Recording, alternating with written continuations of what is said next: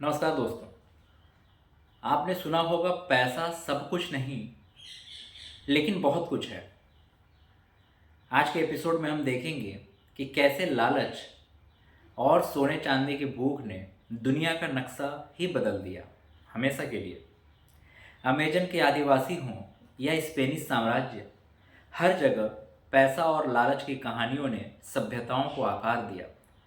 जब इंसान को पैसे की ज़रूरत नहीं थी, जैसे अमेजन के जंगलों में रहने वाले यानोमामी और टिकुना जैसे लोग सिर्फ फल फूल, शिकार और आपसी लेन देन पर जीते थे। न वहाँ सोने चांदी का महत्व था, न ही कर्ज का बोझ। लेकिन सभ्यता का विकास होते ही इंसान ने चीज़ों को जमा करना शुरू कर दिया। यहाँ से पैदा हुआ लालच, और लालच ने इंसान को शिकारी से व्यापारी बना दिया।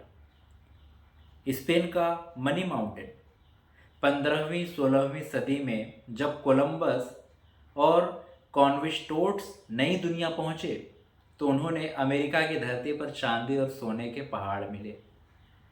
पोटोसी की खदानें, जिनसे हर साल टनों चांदी स्पेन ले जाया जाता था।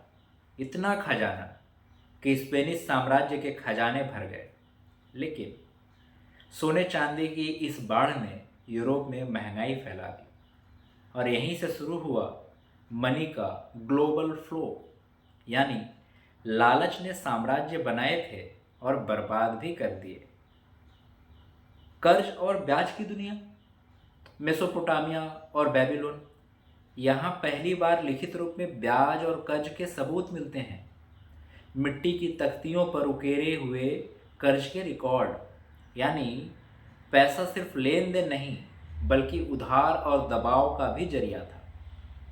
ब्याज ने अमीर को अमीर बनाया और गरीब को ज़्यादा गरीब। आज भी बैंकिंग की जड़ें उसी ब्याज प्रणाली में छिपी हैं। यानी पैसा सिर्फ ज़रूरत नहीं बल्कि नियंत्रण का हथियार भी बन गया। स्पेनिश सोने चांदी से अमीर तो हुआ लेकिन टिक नहीं पाया। दूसरी तरफ इंग्लैंड और नीदरलैंड्स ने बैंकिंग और कर्ज व्यवस्था को बेहतर बनाया। यहीं से लंदन बना फाइनेंस का नया केंद्र। यानी लालच और कर्ज दोनों ने मिलकर यूरोप को आर्थिक क्रांति दी। तो इन सब कहानियों से हम क्या सीखें आज के संदर्भ में? इंसान ने लालच में जंगलों को लूटा, खदानों को खोदा और कर्ज की जंजीरों में समाजों को बांधा।